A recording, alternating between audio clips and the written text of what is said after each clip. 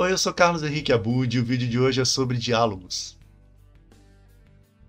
Bom, antes de começar, é interessante dizer que é impossível a gente esgotar tudo sobre esse assunto num vídeo só, porque ele é realmente muito extenso, né? A gente pode inclusive dizer que o diálogo é um dos 3 recursos mais básicos, mais essenciais para a construção de uma história, né? E como é que funciona isso? Quando a gente vai escrever uma cena, por exemplo, a gente pode ter já alguma coisa planejada, um material inicial, um resumo, um parágrafo que seja. E aí a gente precisa decidir como é que a gente vai transformar esse parágrafo na cena que a gente quer, ou no trecho que a gente quer escrever.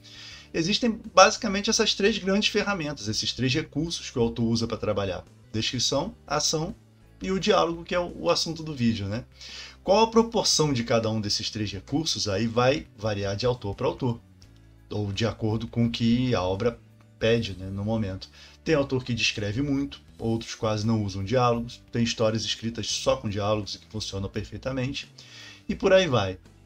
O diálogo na história, por sua vez, ele pode ser abordado de infinitas maneiras, né? E pode ter também infinitas funções dependendo da intenção do autor. Mas de maneira geral, é aí que o leitor vai ver realmente o personagem se expressar.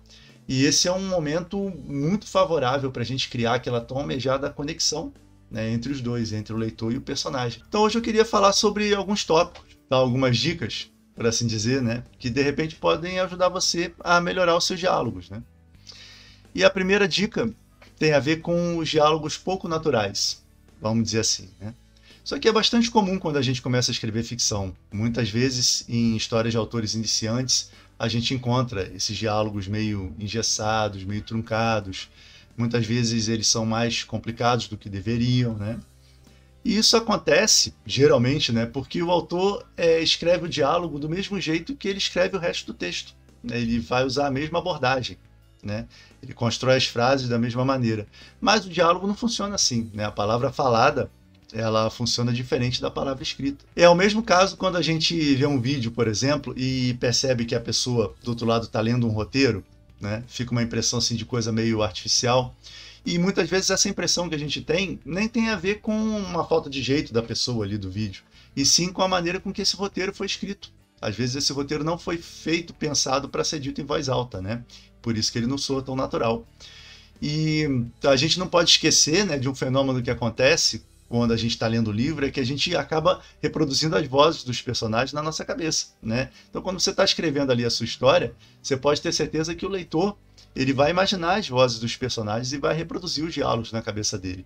Então, esses diálogos não podem ser escritos da maneira com que você escreve o restante do texto, porque senão eles vão soar artificiais, né? Não tem jeito. E uma das coisas que a gente pode fazer para melhorar isso é ouvir, né? Aprender a observar, aprender a perceber o nosso ambiente, né? Ligar as antenas e prestar atenção no jeito como as pessoas falam, de repente anotar frases interessantes que a gente ouve, trechos, diálogos, maneiras diferentes de se construir, né, um diálogo. Então tem sempre uma coisa ou outra que alguém pode falar que a gente pode pescar e colocar na boca de um personagem nosso, né? Eu tenho uma coleção muito boa, né, de coisas que eu ouço e eu vou anotando, e sempre que eu estou no período da escrita de um livro, ou que eu estou numa rotina de escrita mais intensa, essa minha percepção, essa minha observação, ela fica mais, né, ela aumenta, e aí eu começo a prestar mais atenção ainda às pessoas, essa coleção de anotações vai aumentando. Então eu acho que esse é um bom recurso, né, uma boa dica é começar a prestar atenção e tentar colocar nos seus personagens a maneira, a naturalidade como as pessoas acabam se comunicando na vida real, né? E para saber se está dando certo mesmo a sua estratégia, né? Se os diálogos da sua história estão ficando mesmo mais naturais, o melhor truque é ler mesmo as falas em voz alta, né? Ver se você soa como uma pessoa real falando. Simples assim, né? Se você tiver alguém para ler as falas de um personagem com você enquanto você lê o outro, fica melhor ainda, né? Vai funcionar mais ainda para você perceber a naturalidade do que você está escrevendo, né? Ouvindo é muito mais fácil de perceber se ficou alguma coisa artificial demais. Ah, mas a minha ideia é ter mesmo um personagem que fale difícil, que fale truncado, que use palavras rebuscadas. Eu quero realmente um personagem que não tenha uma fala muito natural. Não pode? Então é proibido? Depende. Essa questão tem a ver com a próxima dica, que é dê vozes diferentes para os seus personagens, né? Você tem um que fala de maneira artificial, que fala truncado e tal, ótimo. Se tem contexto para isso, né? Se existe uma intenção, tem problema, o leitor vai entender o que você quer passar com esse personagem. Mas aí você não pode ter um acadêmico, um aristocrata, um lutador de boxe e um contrabandista, todo mundo falando da mesma forma, usando as mesmas palavras. Aí fica ruim, né? O autor ele precisa tirar um tempinho, né, para analisar os personagens e ajustar, né, o que ele fala com a personalidade dele, com o background dele, né? O jeito da gente falar depende de onde a gente nasceu, da nossa escolaridade, do trabalho que a gente tem, se a gente é tímido, se a gente é extrovertido, se é vivido ou se é ingênuo, se é criança ou se é idoso, e um monte de coisas mais, né? A vivência da gente, ela interfere na maneira com que a gente se expressa. Então é bom não perder de vista essa associação, né? A expressão do personagem traduz a personalidade dele, o background dele, quem ele é, por quem ele foi criado e tudo mais, né? Eu gosto de ir solidificando um vocabulário próprio e os maneirismos de cada personagem conforme eu vou escrevendo, né? Tipo, um personagem mais físico, né? Um guarda, um atleta, por assim dizer, já vai me dar algumas dicas, né? De repente eu posso dar para ele frases mais curtas, palavras mais duras, né? Ele pode falar num tom de voz mais incisivo, né? Enquanto um estudioso ele pode ocasionalmente soltar alguma citação de algum filósofo, por exemplo, né? Uma coisa assim. Né? Eu estou aqui citando clichês para ficar mais fácil de entender, né? O que eu estou querendo dizer. Mas dá para fazer isso de uma maneira bem mais sofisticada. Quem assiste a série Doctor Who, de repente vai entender melhor o que eu estou falando. Porque lá, de tempos em tempos, eles trocam o ator que faz o protagonista. E aí cada doutor novo, né, ele vai ganhando expressões próprias, quase bordões mesmo. E também muda o estilo dele falar. É o mesmo personagem em essência, mas eles agem e falam de maneiras diferentes. Uns são mais sarcásticos, outros são mais formais, né? É claro que o que eles estão fazendo ali é empilhar várias personalidades em cima de um personagem base, né? É uma situação exagerada, uma fantasia ali, que dificilmente você vai ter alguma coisa semelhante no seu material. Mas é interessante analisar para estudar mesmo, como um exercício para poder ver as maneiras como os autores conseguem variações, né? Em cima de um mesmo personagem, eles conseguem criar elementos diferentes desse personagem se expressar. Então é legal ter isso em mente enquanto a gente está escrevendo, né? Que muitas vezes os personagens podem começar muito iguais, e aí ao longo da história você pode ir diferenciando, você pode ir criando expressões particulares para cada um deles, né?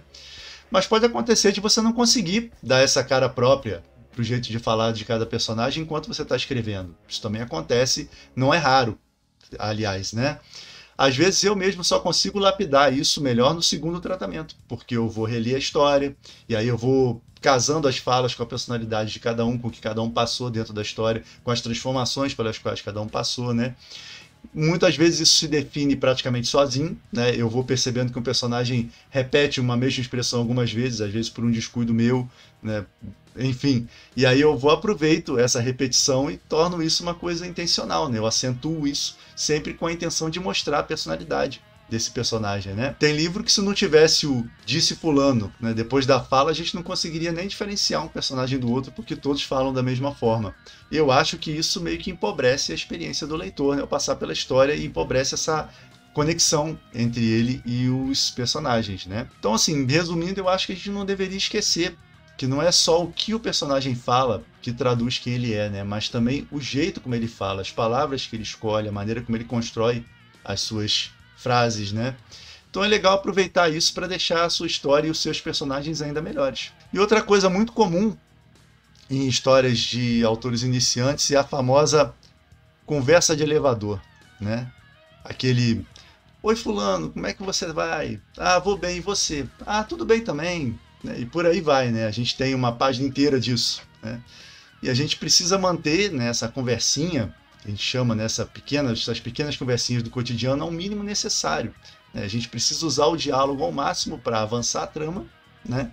Para mostrar o mundo onde se passa a história e para mostrar os nossos personagens, né? O resto, esse tipo de diálogo mais vazio, se a gente não cortar, o que vai acontecer é que o editor vai cortar lá na frente, né? Não tem jeito.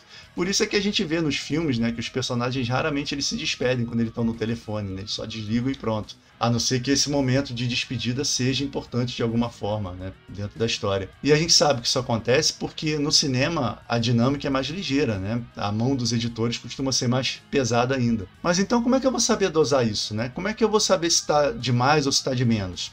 Aí eu acho que é só pensar no propósito do seu diálogo, né? E isso vale para tudo na história, inclusive. Se você pegar qualquer elemento da sua história e se perguntar por que é que isso está aqui, é legal você saber a resposta, né? Tudo na sua história tem que estar acrescentando alguma coisa, tem que estar contribuindo para a sua intenção ali, para aquilo que você quer passar para o seu leitor, né? Então eu acho que o que manda é o propósito. Até o momento desses de conversa vazia, ele pode surgir para acrescentar alguma coisa. De repente você quer mostrar o seu personagem nervoso, puxando assunto com alguém, por exemplo. E aí nesse caso está valendo, vai funcionar, né? Não tem problema nenhum.